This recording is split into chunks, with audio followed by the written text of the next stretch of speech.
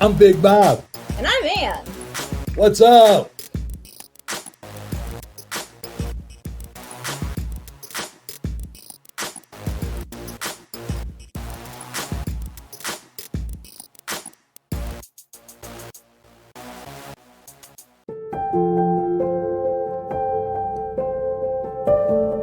What's up, Big Bob?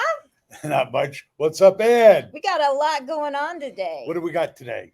Well, if you weren't here, it'd be much improved, but we'll get started. We are what? Get off of that. You know what I mean. This is how you're gonna. Is this gonna go the whole day? Yeah. I mean, really? I haven't done this with you for 3-4 weeks, and I've got a lot of stored It was a up. wonderful vacation for me. So what's it going to be called? What's up, Big Bob? Yeah. Okay, fine. No, we have a wonderful guest today out of Houston, Texas, but you have a very prolific background. You're originally from New York. This is Robert Landau. Is that? I want to make sure because we've only known each other through the internet, and if you recall how we met, it was pretty interesting. I know it was a lot of pictures. So I was Robert, on the news in Houston, and he followed up with me. Welcome. As it is our tradition, first things first is we give a shout out to Brenda Ringwood, who is our executive producer and also the founder of Becoming the Best You Foundation, which is something that is very important to all of us. Anyways, Robert, who the heck are you? You know, I'm still in the process of finding out, but I think that's what life is all about. The clock is running out, brother. The clock is running out.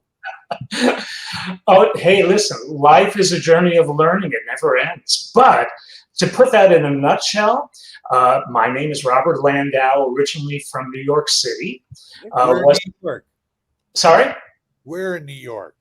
I was born in Manhattan and raised in Westchester.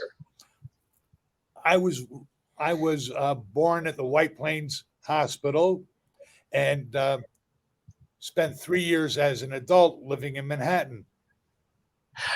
I was born at a hospital in Manhattan and was raised in Scarsdale, right next to White Plains.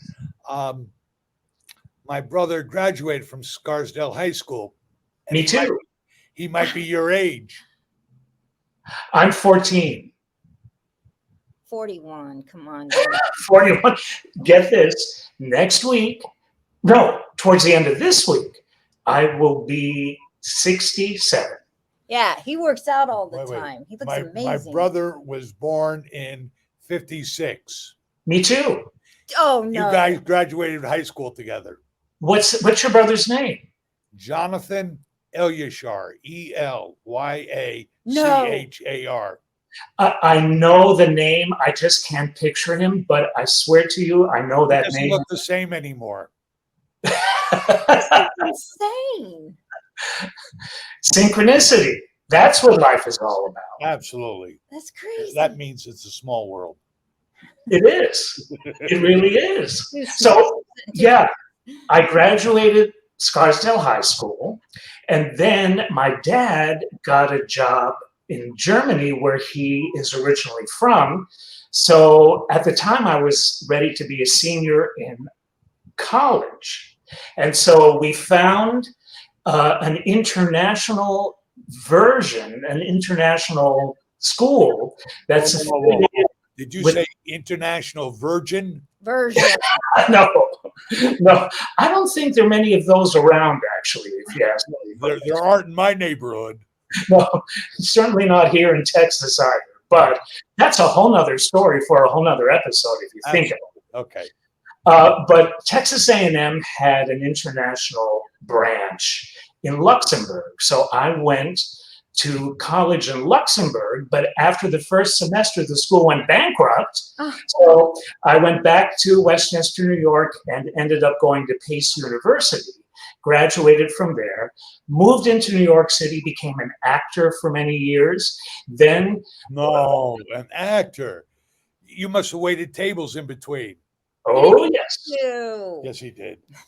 Oh, yes. Yeah, but all actors in New York City wait tables. Yes, but some really cool tables. I waited on Jackie Onassis. I waited on Gina Lola Brigida. Not too bad. I met Jackie Onassis. Lovely lady. Okay, I can one up you there. You met My cousin, who's actually my dad's cousin, but he's like an uncle to me, was very good friends with Jackie Onassis. Uh-huh. Very good. how good? Very good. How good? Very good. Just leave it at that. Not that good. Why Not that don't I'm watching an episode of the Ed Sullivan Show here. All right. So after did you ever get play off Broadway? Yes. And I had a small role on a CBS soap, which is now defunct, called Love of Life. I was Dr. Abercrombie. So acting really wasn't for me. I didn't like what was going on behind the scenes. So one thing led to another. And I started to work on cruise ships and ended up becoming a cruise director. Love Boat. Cruise director. Tell me all about the Love Boat. Ah, yes. It's anything but.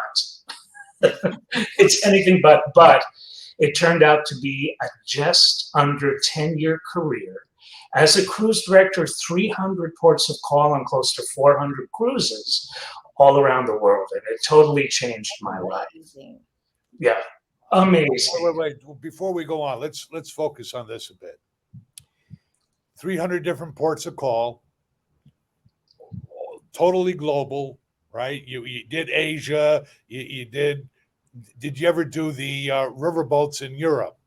I didn't do the riverboats. It was cruise ships with different cruise lines, and a subset of that was also for a number of those years smaller expedition type cruise ships, which go to extremely obscure ports of call on the other side of the world that nobody's ever heard of, because a smaller ship can get into a lot of complicated reef structure and all of this. So You ever go to the Antarctic?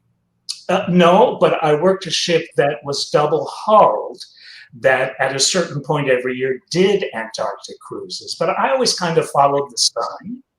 But that being said, I went up the Amazon, sat with Amazon tribes, had lunch with the King of Tonga, been to the Ukraine, been to Russia, been to China. What an incredible planet we live on. It changed my life. One of the things on my bucket list is a very high-end, exclusive, expensive Mediterranean cruise. Yep. I don't know if I'm going to do it because I don't like traveling anymore, but that was one of the things on my bucket list. I thought this podcast was the epitome of everything on your bucket list to do one with me. And working with you was never on my bucket list. What are we doing here?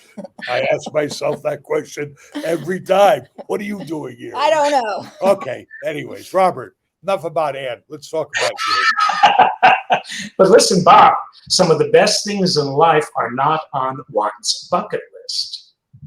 That's true. Like what? And Bed? I said, Ann. like, sometimes the Wait. best things in life are like unexpected things you never thought you wanted. And that's exactly where they should stay. You don't want them. So 10 years. How big was your room? you know, because I was a cruise director, I got really nice passenger cabins. The cruise directors are treated quite well because they're responsible for the income of the ship. They are at the head of a large cruise staff. It's really all about hospitality, and the passengers really want to get a return on every penny they've paid, and that falls on the cruise director's shoulders. Gosh, you had to be on all the time. A minimum contract for me, it's not the same these days, but in those days, was 9 months on without 1 day off. Think about that. So when a cruise ends Wednesday morning, the next cruise starts 4 hours later. You barely have time to get your bearings. I had a full head of hair when I started. Hold on. It's true. You were never a So- cruise director and wouldn't qualify. Look, we don't have hours, but we do have minutes. Give me some great stories that could have been made into movies. Twice, I came close to smelling death through fierce storms at sea. One of them, we had a captain on this particular cruise line on this cruise ship whose last gig was being the captain of cargo ships. So he was really unfamiliar with how different a cruise ship is in all aspects of its operation. So we had just finished an Alaska cruise series, and we were going to go across the Pacific. So we disembarked all the passengers on that last cruise of that season, had 5 days to cross the Pacific to get to Tokyo to start an Asian cruise series with passengers that had flown to Tokyo from the States, right? Well, this idiot captain steered us into the outer edge of a raging typhoon.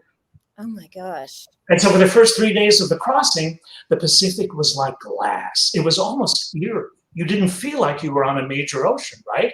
But the morning of the fourth day of the crossing, all hell broke loose. And it was so bad you could not even stand. Thank God we didn't have passengers. Yeah. No, Well, it was, Or capsizing. it's more than well, it was close. When you look to the side out a window and you see waves coming at you 3 times the size of the ship, it's a little scary.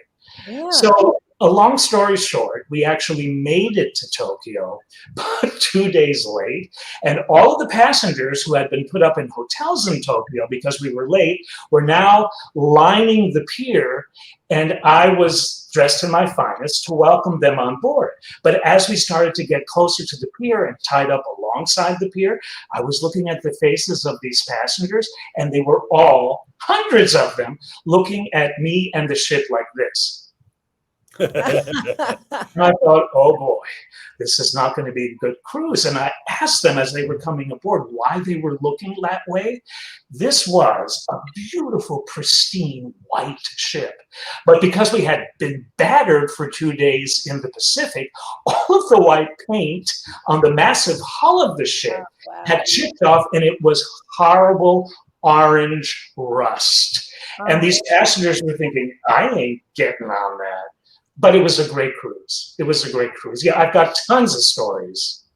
I was on a cruise out of New York City during Sandy. Oh, Last ship to leave, and there was no place for us to come back. So we had to. We were supposed to go down to Jamaica or something. We just went halfway to England and came back and landed in Boston and got back and got off. But that's crazy. It wasn't quite like yours, but it was Close enough. Well, wonderful. Listen, I don't want to be a bad ad for the cruise industry. I want everybody to know that when there are passengers on board, the cruise line and the captain and his staff do their best to avoid any type of storm. So yeah, like what happened to you, it does involve different ports of call, different this, different that, but thank God for that. Yeah, airplanes don't land in the middle of a hurricane. They go someplace else to land. Exactly. After your cruise business, what did you do? I eventually, there were a couple of other stops along the way. One of them was in Overland Park, where I lived for a short while, by the way. You did live here. Overland Park, Kansas? Yeah. Yeah. I was waiting for him to surprise you with that. Wow. He heard about you and left. Now there were 2 Bobs in Overland Park. So there. Yeah. Yeah, but you're not that big. So anyways. You haven't seen me when I stand up. You know? Ask your question. And what brought you to Kansas City? Do you know the name Rex Hoy? Rex and Lillian Hoy, by any chance? They had He had a state farm. Koi, is that Hoy, the hoy, koi, H-O-Y. the H-O-Y? Japanese fish? H-O-Y, hoy. H-O-Y, hoy. Not koi. Koi, Hoy. Hoy. Hoy, mate. ahoy, mate. There you go. He had No. he had a state insurance. It was a State Farm insurance office. It was way off in Metcalf somewhere. I can't remember. But he also had a travel agency network based in Overland Park, Kansas. The corporate offices were there, called International Tours and Cruises. Wow. And I was brought in as the vice president of cruise sales. So I moved to Overland Park. Now, I don't know if anything is still there, but on Metcalf, where the Ford dealership is, and I think Whole Foods used to be kind of across the street from there. Behind the Ford dealership, there's an apartment complex that at that time used to be yellow. Yes, yes, I know which one you're speaking of. That's where I live. Because I had a friend live there at that time. There you go. Not bad. And so You don't have any friends. Glad to know where I stand with you. but I lived in Overland Park for, I think, 2 years, and then worked with a similar type company in Virginia. But I love Overland Park. I love it. I've lived in a lot of places. Barbecue was good. So the barbecue was good. So you go to Virginia, right? What are you doing in Virginia? Worked for a similar company out there, but a larger travel agency network. Okay. But eventually, I became what I'm doing now, which is a motivational speaker and a certified life coach. And that's kind of where my heart is. No wonder you and Ann are such good friends. Yeah. She's a life coach. I was just going to suggest you be his next client, but he doesn't have that much time. Well, Bob, I was going to talk to you about that. If you have a few years, let's do it. Okay. But he's an outstanding motivational speaker. He's given over, 3,000 presentations all over the world? Yep. Yep. It's all positive and uplifting. Do you get paid for them? Yes. How do you think he makes a living? How do you think I could afford this yellow shirt? That is a very handsome yellow shirt, by the way. Thank you. Worn by a very handsome guy. I don't go there. How many speaking engagements do you do a week? Because I know you're always posting about it on Facebook, and it's so impressive. It's like, how many are you doing every week? You know, it kind of depends on the week. I would say anywhere from 2, sometimes to 6 or 7 a week. But then there's some weeks, kind of like an actor, right?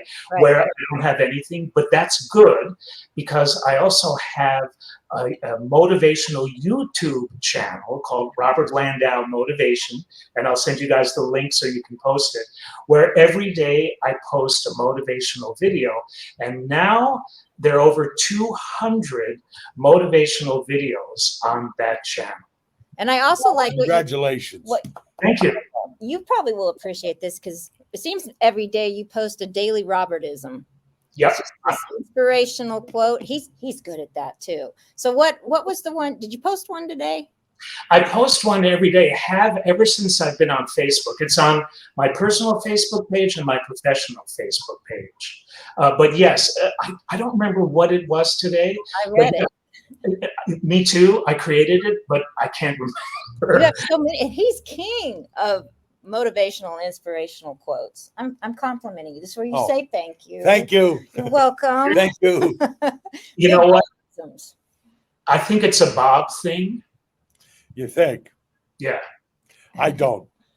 I do. I have done extensive research on this.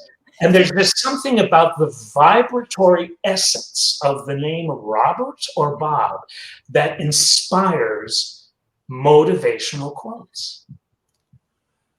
I'm going to have to write that down. You should, because I don't remember what I said.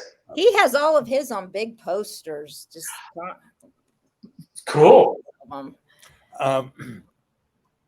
So believe it or not, your acting background, your cruise ship background probably were great foundations and stepping stones to the most lucrative career you've developed now, which is motivation and speaking. Very well said, Bob. And I'll tell you, Thank you. lucrative to me is not about fees. For me, it's not about that.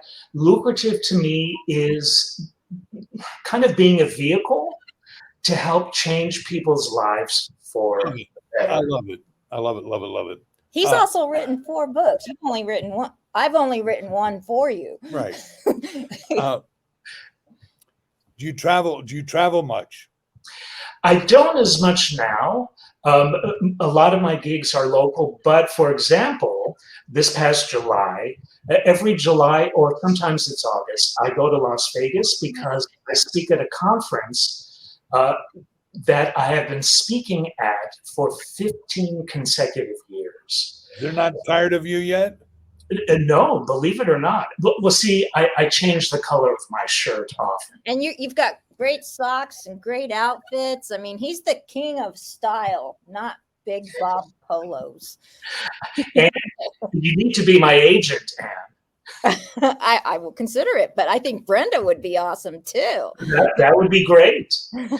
Yeah, I have a little, Ethel Merman once said you got to have a gimmick. So when I speak and people are hearing me and seeing me for the first time, they're not going to remember the name Robert Landau. So what I do, and there's a psychological reason for it too, but what I do is I wear a crazy jacket with crazy socks. And I have monthly gigs here in the Houston metro area, speaking gigs. So every month I wear a different jacket with different socks. So it's kind of become a trademark for me because they may not remember the name Robert Landau, but they always remember the crazy bald guy who wears those jackets and socks. I love it. Who's a great author? Is it Robert Ludlum? Who am I thinking of? I think that sounds. I think he was. I don't know what he wrote, what kind of genre, but that's mysteries. And your point is, he could have been him. But he's better. Okay. Robert Ludlum never wore crazy jackets. Right, you're probably right. You have family? Just a younger brother who lives in Providence, Rhode Island. Another good town. Yes. Let's see. Speaking of family, I come from a really cool family. I mean, we all do. But in my case, it was a little different. I had quite a different childhood. My father was from Berlin, Germany, and he was a famous symphony orchestra conductor, Siegfried Landau. My mother came from Bucharest, Romania, and she started in ballet there, but then because of the war, both those families moved to the States. And my mother, who came to New York City to study, because my mother was into modern dance then, she studied with a very famous American modern dancer called Martha Graham. And my mother studied with her. Martha offered my mother to be in Martha's company. My mom said no, because I want to form my own. So she heard that there was this very good-looking single symphony orchestra conductor who was giving a concert at Carnegie Hall. My mother begged her aunt to take her to that concert because my mother's parents didn't come to New York with her. And so my mother goes to this concert and sees my dad, and she's thinking, you know what? If that guy looks as good from the front as he does from the back, he's fine. And so the little lady, who was barely 5 foot, finagles her way backstage at Carnegie Hall, and here I am. Oh, wow. How tall are you? 5'11". Okay. So you got your dad's height. Yes. But an incredible childhood. Must have been an artist, right? Creativity, the New York City, that must have been something. It was. Right. No wonder you wanted to be an actor. I got it from my father. He was an amazing public speaker. And there's some people, it doesn't matter what industry they're in, that when they walk into a room, they don't even have to say anything. but you're just I'm struck. telling you, he's talking about you. When you walk into a room, you don't have to say anything. When you walk into a room, it empties quickly. It was empty when I got there. What do you mean it empties quickly? But You know what? you walk into the room, you're one of those people who don't have to say anything. I don't have anything to say, kind of True. like you. All right. You know what? You guys are totally in the wrong setting. You guys need to be in a comedy club. No thanks. Oh my God, you would be great. People No, would I love you. think it'd be a bomb. No. She's terrible. Hey, you know what though? He allowed me to speak at one of his annual conferences several years ago. You weren't that good. So What are we going to do with you guys? What are we going to do with you? what do you want to be when you grow up? Someone that's here to serve, because I think that's what being a human being is all about. Because when you give from here and not up here, you get back double in return.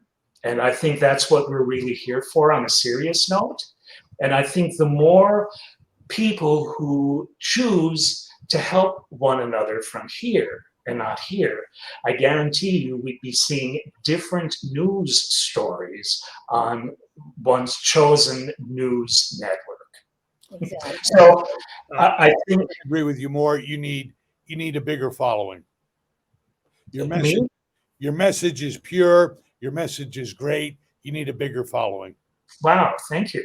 It's slowly happening through the motivation YouTube channel and other things. But yeah, thank you. I really appreciate that. Well, I'm curious. Do you do more speaking or more life coaching, or is it kind of a balance? Or do you tend to prefer one over the other? Strangely enough, I don't advertise the life coaching. But that being said, I do a fair amount of it on Zoom with people all over the country, all over the world. But I don't advertise it, so I do more speaking. I love both. I love working with people one-to-one and also in small and large groups. It's wherever I am given the opportunity, I like to rise to the occasion. Do you ever get nervous when you're in front of a crowd? Always. It's the weirdest thing, Anne. As a kid, particularly in elementary school, I was afraid of my own shadow. In third grade, when I was 7, I didn't know the alphabet. I couldn't read. I was teased and bullied mercilessly all the way through to junior high. The school psychologist in Fox Meadow Elementary School in Scarsdale was calling my parents, telling my parents, you have a troubled child here. You really need to do something. But I turned that around. Life is about flipping negatives into positives. So that's when I decided, you know what? I'm going to become an actor. And you could not get me up in front of 2 people and speak. But I enrolled myself at the time in New York City's most avant-garde acting school, where they put you up on the stage of a Broadway theater. And there were 60 other aspiring actors and actresses out in the audience. You couldn't see them.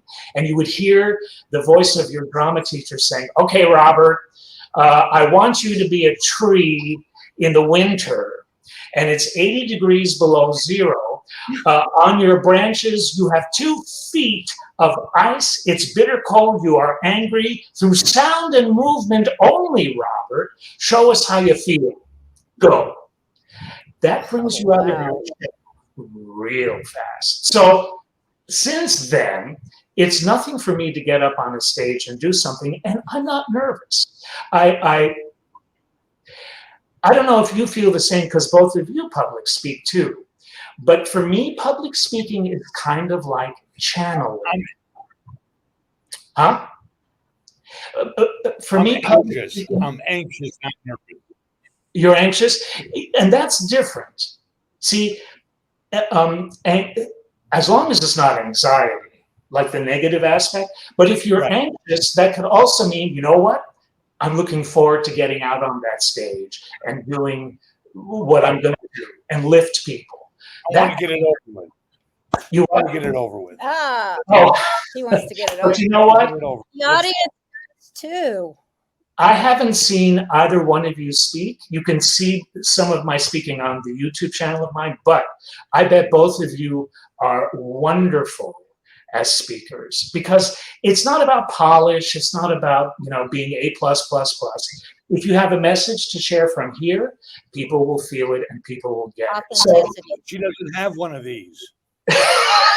Well, I don't have a comeback She's for that. heartless. No, I'm Listen to the way she busts my chops all hour. She's been busting my chops. She's heartless. Talk about heartless. I missed a couple of weeks of episodes and you threw my chair away. Now that's heartless. I threw it away.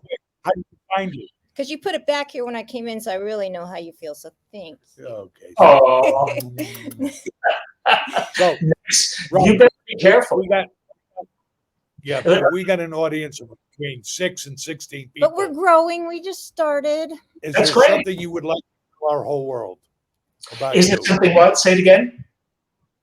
We only have 6 to 16 people watching our podcast, but is there something you would like to tell the whole Big Bob and Ann world about yourself before we cut it loose? I don't want to make it about myself, but what I will say to anyone and everyone that's watching, these are very interesting times. Don't become the news stories you see on TV, because then you'll become that energy and you don't want to walk around with it. Very quickly, my father used to watch the news every night. This incredibly vivacious man would sit down for 28 minutes and watch the national news right after dinner. And when he would get up from his chair, he would have the whole world on his back. Don't do that. Understand that you're here for a reason.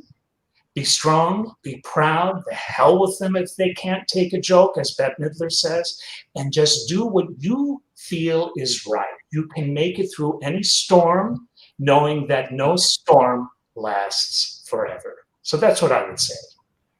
Robert, you have been an absolutely spectacular guest. Thank you very much for your humor, your tolerance, and Tolerance of him. It was an absolute joy and pleasure. Nothing to I'm going to pass your name on to my brother, your high school companion, and perhaps our paths will cross in the near future. Thank you very much. Well, wait a minute. What? Do I get a chance to invite him back on again when you can't be here so I can do this Absolutely. correctly? Yeah, absolutely.